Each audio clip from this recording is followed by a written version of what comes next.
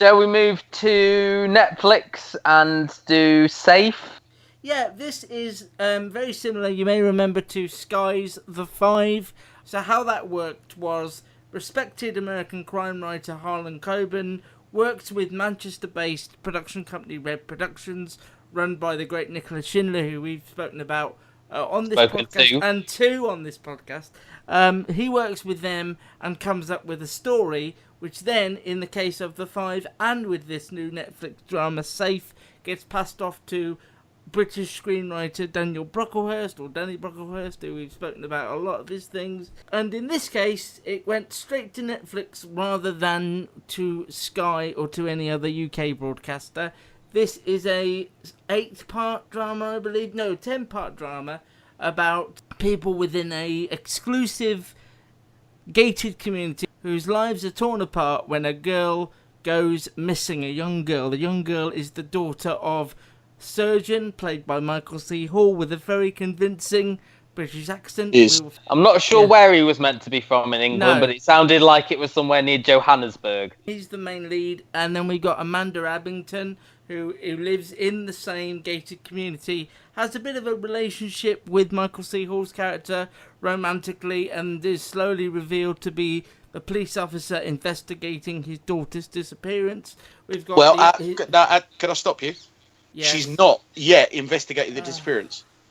Can I stop you as well and just say you were right the first time with 8 episodes? Thank you. Sure. And she is No, investigating his disappearance. she's not. Okay, it starts with her investigating a French teacher. Thank you.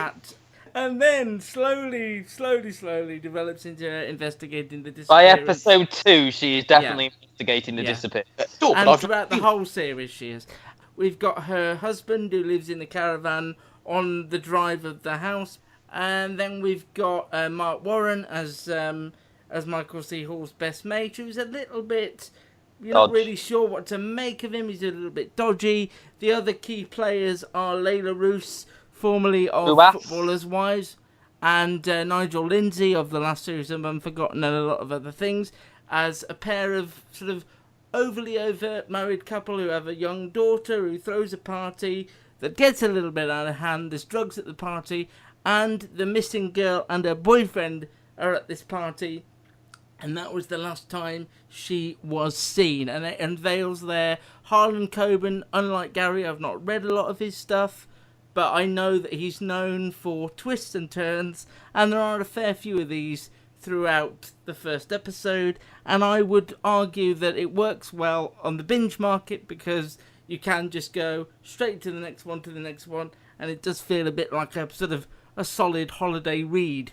Where I struggled is I didn't really feel the characters were that well drawn. I thought they were really thin, and also I thought tonally it was all over the place. Some people felt like they didn't really belong. Nigel Lindsay was a bit daft.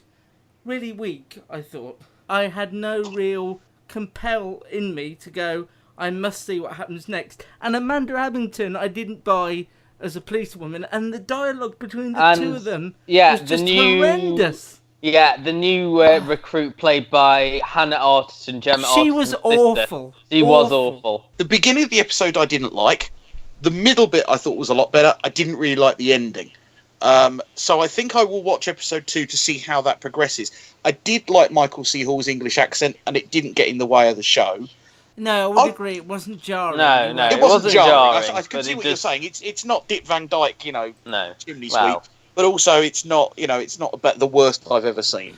What do you think about the two police women? Because I hated them. I mean, I have a problem with Amanda Abington. There's a few actors and actresses in this country that have the most incredible agents and can get them into these. Do you not like Amanda Abington? Not really. I really like Amanda Abington. No, Sherlock, I think she was just really irritating. I really liked her in Mr. Selfridge. I thought she was one of the best. I think in this, she's got an ever-expanding part that's quite small at the beginning, and I'm hoping that she as an actress will take over as she doesn't get involved. I think I will watch a second one. I think I will base it on the second one and how it goes. Now I don't think it's appropriate for us to give any kind of reveal of what happens at the end of episode 1, but I think that might shape how I view the next episode. I didn't like the way they structured the story either, and I like not being told everything, but at the same time, he was almost trying to be too clever with the script, like holding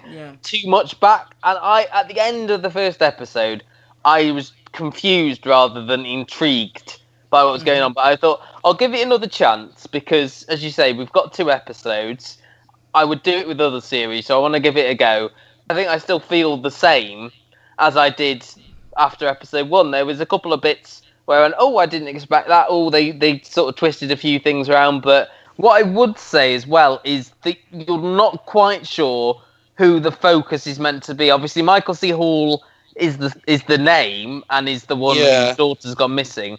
But then you spend a lot of time with Amanda Abington as well, with her husband being in the caravan, and then you start to spend, as you say, like Nigel Lindsay. He tones down the comedy a bit in the second episode, but it was strange seeing him in this and then watching the first episode of Innocence and thinking, it's talking about having good agents, all these sort of sexy women as his love interest. How does he get Layla Ruas in one series and Angel Colby in the next? Is that a bit of a spoiler for Innocent? Not really. So yeah, like as you said, imbalance in tone, lack of focus, very generic in someone's gone missing, I need to talk to this person, then we'll go and see this person, or they do go into the gated community thing a bit more and say, there are cameras everywhere, we can sort of chart. I agree with Luke that I think the characters are thinly drawn. I don't know who the focus is meant to be. There wasn't many sort of like quiet moments in the first one either. It's all sort of quite combative. Everyone's having a go at each one. Everyone's being sort of snipey to everyone. There's no moments of sort of just spending time with the characters before the plot kicks in, I suppose. And it's weird because it's not a case where there's not enough going on. There's loads going on. Too much, maybe. You're almost maybe too much. And I can't work out whether this is for Netflix, so we have to get people to keep watching, or whether it's just the way it's written. And I don't. I've gone backwards and forwards on Danny Brocklehurst, and I think I've gone backwards and forwards on Red because they have made a lot of my favourite shows. It's just that they've now since moved into these bigger budget, glossier looking things. Hello, Paranoid from a couple of years ago. Yeah. I just feel no emotional connection to it all. And this and also a co-production with Canal Plus in France and Netflix. Ah, bonjour.